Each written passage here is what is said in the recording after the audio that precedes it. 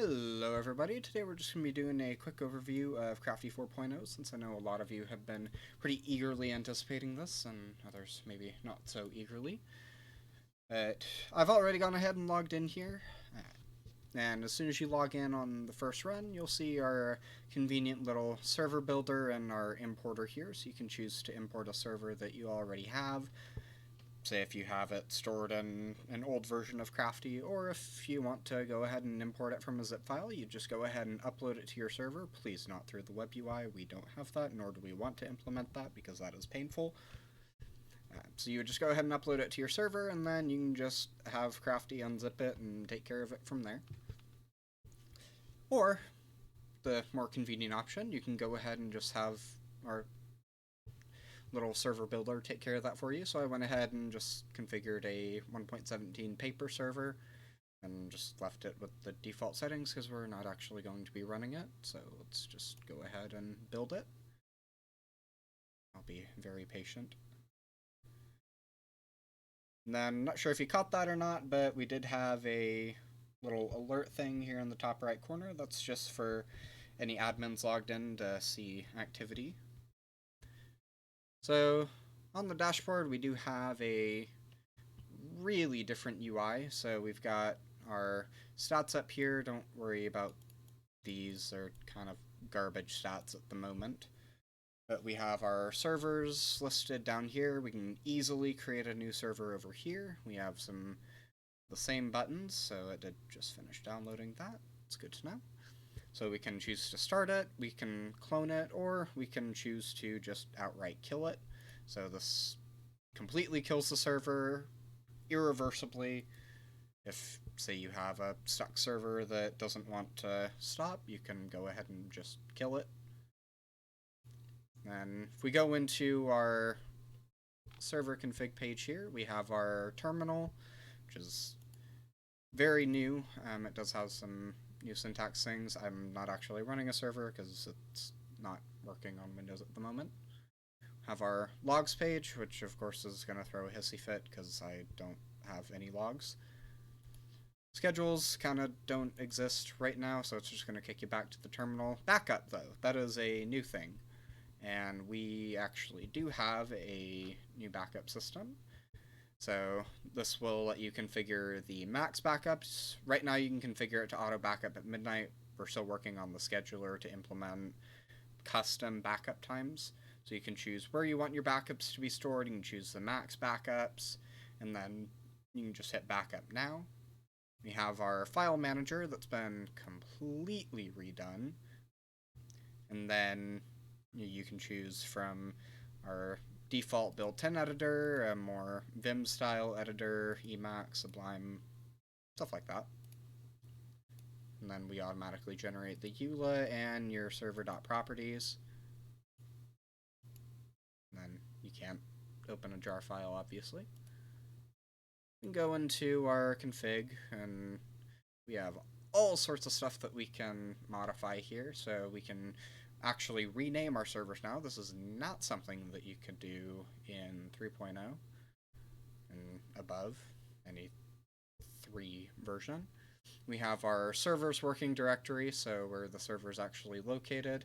We have the log location, so this is useful, as was mentioned before, if you're running something like bungee cord or a similar server that doesn't store in latest.log. You can choose the executable, and you can actually completely replace the execution command. So if you don't want to run, say, any of this, you can go ahead, completely gut it, and write your own custom command if you want. You have a stop command that will get sent if you go to stop a server. Some server types do use something like exit or something similar. You can choose to auto start the server and the delay before auto starting. So the auto start is enabled here. You can choose the update URL. So if you need to run an update, you just go ahead, put in the URL for the new jar.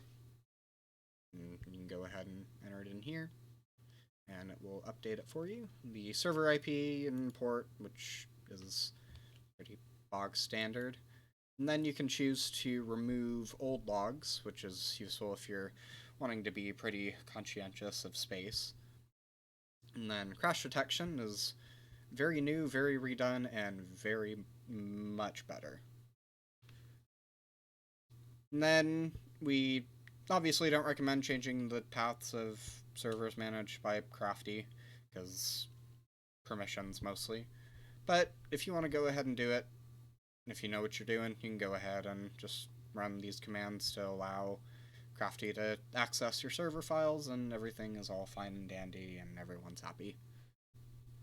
Then we can go into player management, which may or may not work since, yeah, so I don't have any players online because the server's not running, and I don't have any banned players because I've never run the server. Then going into our settings page, we have a new user management system, so you can create new users, and then you can add a role. You can choose if that role is authorized to run commands, if they're authorized to run anything in the terminal, anything in logs, schedules, backups, files, config players, everything.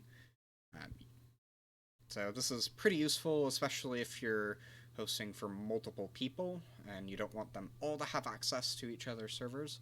That is very useful and very necessary. We do have our activity page that was shown before, so that you can see, who all has accessed what. So it'll show who did something, the time they did it, what they did, and then the server ID that it was run on. If they just did it in Crafty, then it'll show server ID of 0, and then it'll show the IP they did it from. And then documentation, we don't need to do that. We do have an invite link to our Discord, so this is convenient if you just need a quick link to come over to the Discord and ask a quick question. We have some credits in here for people that have actually worked on Crafty. And then Phil's little blurb here about being very fluent in sarcasm and wit. He does a lot of that. Then just a quick link to where you can contribute. If you want to become a patron, if you want to just do a one-time donation, or actually volunteer time in helping out in the Discord. The donate tab can be configured, so if you want to configure HTTPS, you can configure that in here. HTTP we're not worrying about, that's going to be gutted. You can set for when the cookie expires and the cookie secret, which is useful if you're running load balance servers, as was mentioned before. You can choose whether or not you show errors in the console. You can choose the max age of history data, the frequency with which stats update, and then you can choose to delete the default.json file once you've already gotten your server spun up, so that no one has access to your default credentials. Ideally, obviously, there would still be ways to recover that. The lines that are shown in the virtual terminal, which was actually a feature that was pretty heavily requested, so if you know your server can handle showing 1,000 lines at a time, then you can go ham on those virtual terminal lines. You can also do the same for the log line, so if you think that I can view 10,000 logs at a time, then 10,000 log lines at a time, then you can just go ahead, set it to 10,000. Just eat your heart out. And then keywords, so this is some stuff that actually gets highlighted in the terminal and in logs, so you can choose to, right now default is to just have it highlight help and chunk, but this is something that you can actually configure, which is an improvement. But yeah, so I think that pretty much covers a lot of the updates that have been made since the previous overview of 4.0. Yeah, we're excited to get this out to you guys as soon as we can.